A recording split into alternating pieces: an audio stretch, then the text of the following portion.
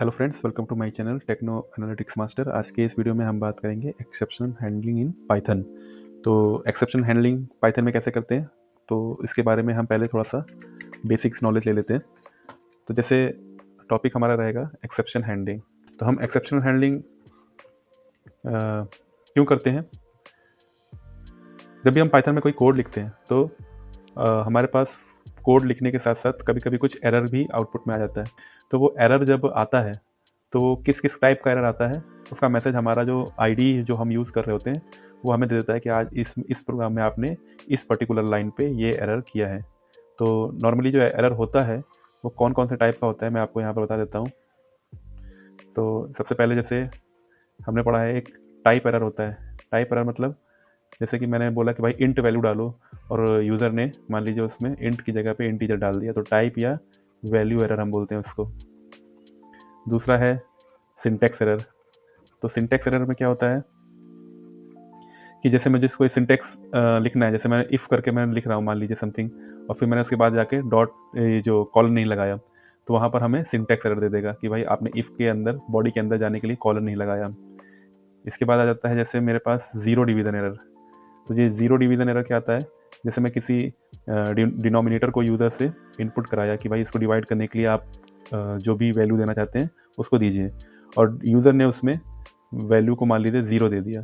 तो आपको पता है कि जब भी हम डिवीज़न करते हैं तो किसी भी नंबर पे मान लीजिए 10 है, और अगर हमने उसको ज़ीरो से डिवाइड कर दिया तो क्या होगा, एरर नहीं आए, तो क्या होगा, आंसर हमारा एरर में आएगा, और वो उस एरर को बोलते हैं ज़ीरो डिवीज़न एरर। इसके बाद हमारा और भी टाइप, बहुत से टाइप से एरर हैं। जैसे मान लीजिए एट्रीब्यूट एरर है। तो एट्रीब्यूट एरर, जैसे आपने कोई फंक्शन लिखा है या फंक्शन को कॉल किया है, तो फंक्शन के कॉल के बाद मान लीजिए उसमें जैसे मैं लिख दूँ एक्स डॉट, और मुझे अपने स्ट्रिंग को रिवर्स में करना है, तो मैं अगर रिवर्स लिख दूँ तो रिवर्स नाम का कोई भी मेरे पास जो बाय डिफ़ॉल्ट फंक्शन नहीं है, तो ये रिवर्स नाम का एट्रीब्यूट तो नहीं होता, इसलिए यहाँ पर एट्रीब्यूट एरर आ जाएगा। उसके बाद लॉजिकल एरर। अब लॉजिकल एरर, जैसे आप कोई लॉजिक लगा रहे हैं, कुछ आपने फंक्शन लिख दिया, तो लॉजिक वहाँ पर आपने जो लगाया, अगर उसमें कहीं पर गलती करी है तो वहाँ पर आपका लॉजिकल एरर आएगा। तो इतने टाइप के हमारे पास एरर होते हैं। अब इन एरर्स को अगर हम अपने प्रोग्राम में लिख रहे हैं और वो एरर मान लीजिए यूज़र साइड से हो रहा है, तो हमें यूज़र को क्या देना पड़ेगा, एक मैसेज लिख के देना पड़ेगा कि आपने यहाँ पर ये मिस्टेक करी है और आपको अपना इनपुट जो भी है उसको सही करना है। तो उस मैसेज को देने के लिए, उस एक्सेप्शन को हैंडल करने के लिए हमारे पास एक्सेप्शनल हैंडलिंग पाइथन में है, जिसको अब हम पढ़ने जा रहे हैं। तो स्टार्ट करते हैं हम अपना टॉपिक एक्सेप्शनल हैंडलिंग को।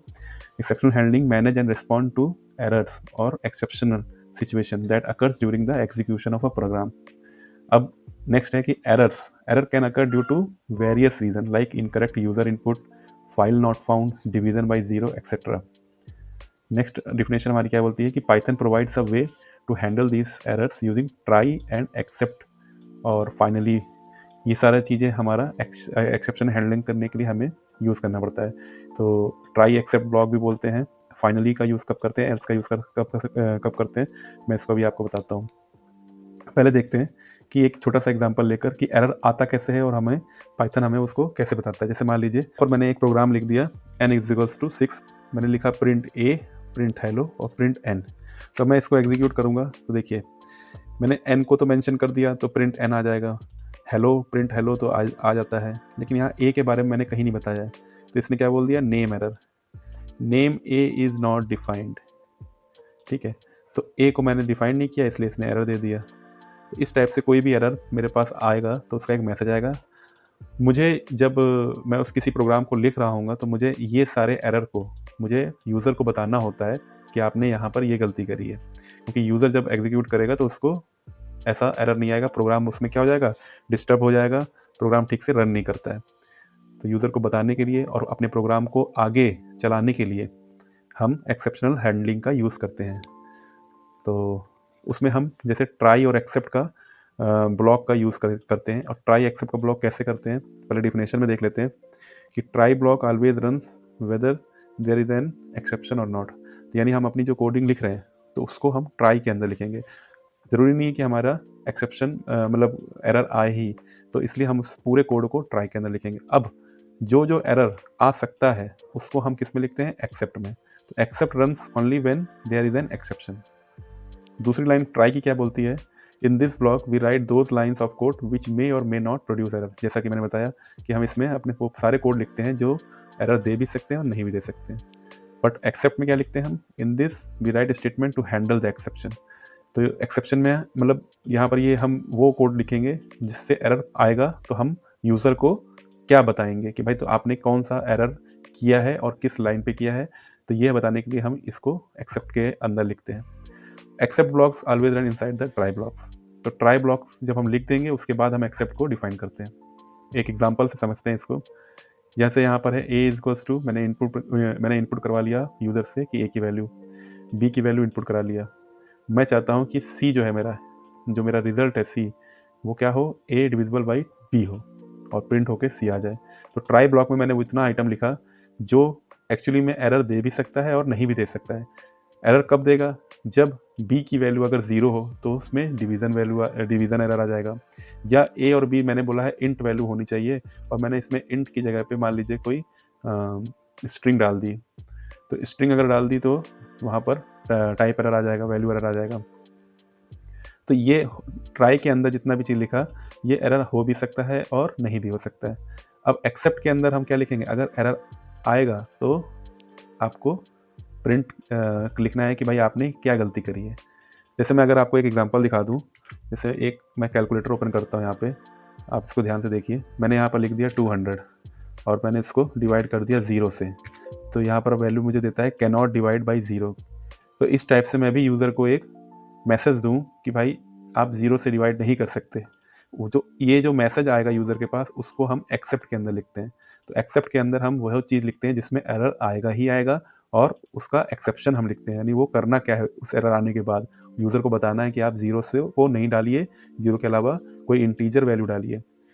तो इसको जैसे मैंने रन किया, एंटर ए, तो ए की वैल्यू मान दीजिए 40 डाल दी और बी की वैल्यू अगर मैंने 0 डाल दी तो देखिए क्या आ रहा है, डिनोमिनेटर कांट बी 0।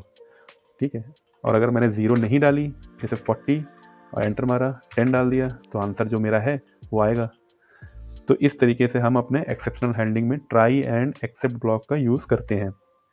अब बात करते हैं कि एल्स और फाइनली, ये दो चीज़ और भी हमने पढ़ी थी अपने डिफिनेशन में, इसका यूज़ कहाँ होता है। तो एल्स का यूज़ हम एक्सेप्ट के बाद, अगर मुझे जैसे यहाँ पे ये जो प्रिंट सी है ये यहाँ ना लिखकर अगर मैं चाहूँ कि एक्सेप्ट खत्म होने के बाद मैं एल्स को लिखूँ, तो एल्स को हम क्या करते थे, जब हम इफ एल्स को पढ़ा था कि जितना स्टेटमेंट जब बच जाता था वो एल्स में जाता था। तो इसमें भी वैसा ही है कि अगर एरर कोई नहीं आता है उसके बाद जो भी तो एल्स में भी ऐसा है कि this block is usually used for code that should only run when no exception occurs. यानी कि अगर कोई एक्सेप्शन हमें नहीं मिल रहा है, एक्सेप्ट कोई काम नहीं कर रहा है, तो ऑटो में ये प्रिंट जो है वो एल्स में चला जाए और एल्स से हमारा आउटपुट प्रिंट होकर आ जाएगा। अब रह जाती बात फाइनली की। तो फाइनली कब यूज़ करते हैं, तो फाइनली भी वही काम करता है। फाइनली क्या करता है कि चाहे कोई एरर आए और चाहे ना आए, हमारा फाइनली वाला लास्ट जो, इसको हम सबसे आखिरी में लिखते हैं। और फाइनली हमारा क्या करता है, regardless of whether an exception was raised और नॉट रेज्ड, ये एग्जीक्यूट होकर हमें आउटपुट देता है। यानी अगर हम कोई प्रोग्राम लिख रहे हैं और इस प्रोग्राम में यूज़र ने बीच में कहीं पर इनपुट डालने में एरर कर दिया, तो ऐसा ना हो कि आगे का जो प्रोग्राम है वो रन ना हो। हम फाइनली लिखकर आगे के प्रोग्राम को अपना जो भी एग्जीक्यूशन देना है उसको हम एग्जीक्यूट करवा सकते हैं। एरर आने का मतलब यहाँ पर ये नहीं है कि हम वहीं पर ही यूज़र को रोक देंगे।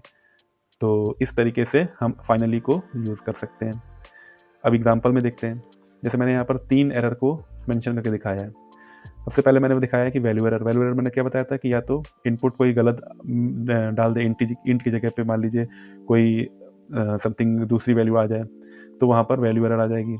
उसके बाद जीरो डिवीज़न आप समझ ही गए कि 0 से इंडेक्स एरर कब आता है, जब से मैंने यहाँ पर एक लिस्ट ले लिया, इस लिस्ट में से मैं किसी भी अपने एलिमेंट को अगर फाइंड आउट करना चाहता हूँ तो मैं कैसे फाइंड आउट करता था, मैं उसके इंडेक्स वैल्यू को लिख दूँ। अगर जैसे यहाँ पर मैंने जो लिखा है कि मैंने इंडेक्स वैल्यू के अंदर अगर कोई चीज़ लिख दूँ, इंडेक्स लिख दूँ, तो वो मुझे उस पर्टिकुलर इंडेक्स पे जो वैल्यू प्रेजेंट है उसको ला के दे देगा। तो इस तरीके से मुझे इंडेक्स, अगर मैंने गलत लिख दिया तो इंडेक्स एरर आ जाएगा। ठीक है, अब इसको एग्जीक्यूट कर, इसमें और भी बाकी चीज़ देख लेते हैं। सबसे पहले मैंने ट्राई ब्लॉक में क्या लिखा है, मैंने 2 वेरिएबल लिए n और m और उनको यूज़र से इनपुट करा लिया कि n और m की वैल्यू डालो, और एक लिस्ट दे रखा है। इस लिस्ट में जो भी यूज़र मुझे n की वैल्यू देगा वो मेरा एक इंडेक्स की तरह काम कर रहा है, और उसको मैं यहाँ पर इंडेक्स में डाल रहा हूँ कि भाई मुझे उस पर्टिकुलर इंडेक्स पे जो भी वैल्यू हो वो निकाल के दे देना इस लिस्ट में से। और n और m को मैंने यहाँ पर डिवाइड करवाया है, जिसको मैंने रिजल्ट में ले लिया है।